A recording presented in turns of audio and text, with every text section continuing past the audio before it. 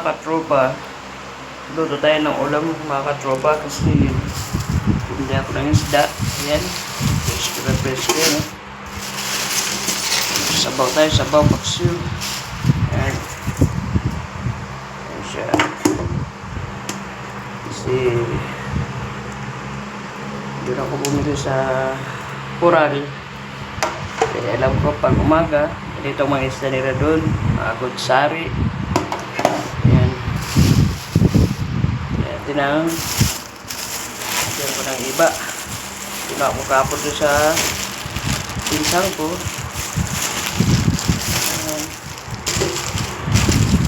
Lagyan natin ng iba para masarap. Ayan.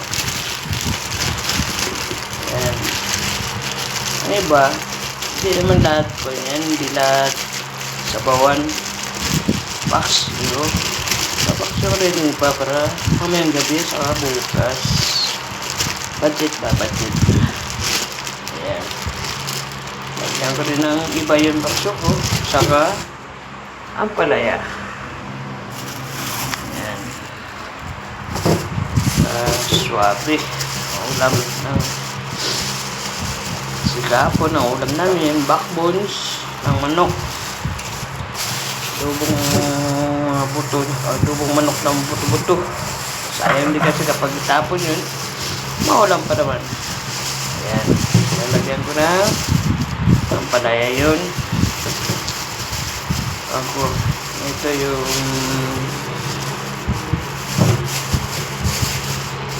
aksyon kumaya. Ayan. Baon na may kamatis. Kaya natin kamatis. Saka iba. Ayan. Sibuyas. Luya. Yan na. Tapos lagay ko itong konting repolyo para may gulay naman. Okay. Luya. Luya natin. Saka sa sibuyas. Saka luya.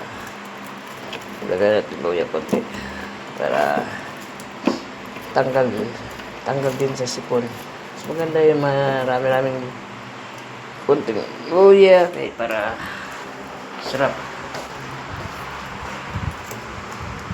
Ayan. Parang saging. May natitira pang saging.